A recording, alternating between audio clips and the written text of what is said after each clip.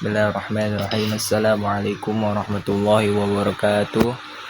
Perkenalkan, nama saya Mauza Isra Pratama dan bersama rekan saya Berlian fi Jannatil Ma'wa. Saya mahasiswa dari Universitas Ibnu Khaldun dari Fakultas Pendidikan Agama Islam. Di sini saya akan mempresentasikan ilmu pendidikan Islam atau yang dikenal dengan IP yang berjudul Lingkungan Pendidikan Islam, pengertian dan pengaruh lingkungan terhadap peserta didik. Lingkungan paling dominan pengaruhnya terhadap peserta didik. Hubungan pendidikan dengan perubahan sosial. Yang pertama, yang A, pengertian dan pengaruh lingkungan terhadap peserta didik. Lingkungan pendidikan merupakan seluruh kondisi eksternal yang mempengaruhi proses pembelajaran dan perkembangan peserta didik, baik berupa lingkungan keluarga, sekolah, maupun masyarakat.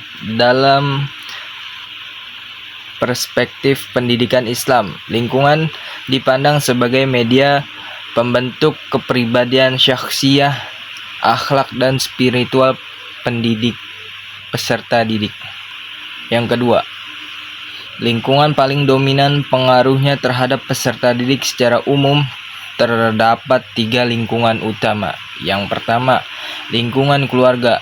Lingkungan keluarga itu adalah sebagai tempat pendidikan pertama dan utama yang menentukan dasar dan keimanan. Yang kedua, lingkungan sekolahan. Lingkungan sekolahan itu sebagai lembaga pendidikan formal yang memberikan transfer ilmu, pengetahuan, dan pembinaan akhlak melalui pendidikan dan kegiatan pembelajaran. Yang ketiga, lingkungan masyarakat. Lingkungan masyarakat ini sebagai ruang interaksi sosial yang memperkuat atas melemahkan nilai pendidikan. Dan selanjutnya akan dibacakan oleh rekan saya, Saudari Berlian. Cukup sekian.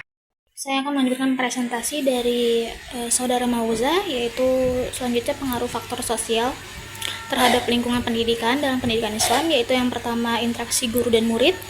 Guru berperan sebagai murabi yang mendidik dengan kasih sayang dan keikhlasan agar murid tersebut merasa nyaman kepadanya. Yang kedua yaitu teman sebaya. Teman sebaya memberikan dukungan psikososial, membantu remaja internalisasi norma dan belajar empati. Dan yang terakhir yaitu status sosial ekonomi. Status sosial ekonomi mempengaruhi aksesibilitas fasilitas belajar dan motivasi siswa. Selanjutnya yaitu pengaruh faktor budaya terhadap lingkungan pendidikan Islam. Yang pertama ada adab dan tradisi, yaitu penekanan pada budaya tawadu atau rendah hati dan memprioritaskan adab di atas ilmu.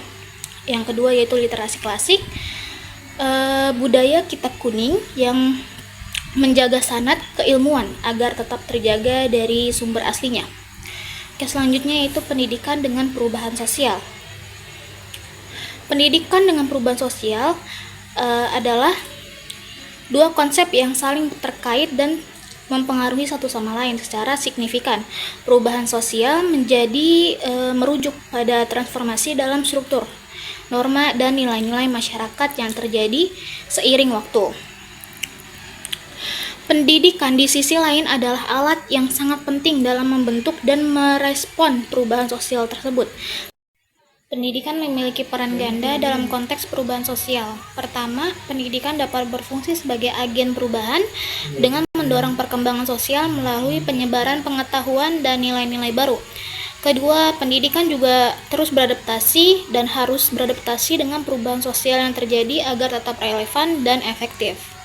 Oke, yang terakhir yaitu kesimpulan. Kesimpulan dari makalah ini adalah lingkungan pendidikan merupakan variabel aktif yang sangat menentukan keberhasilan pembentukan karakter dan transmisi ilmu dalam pendidikan Islam.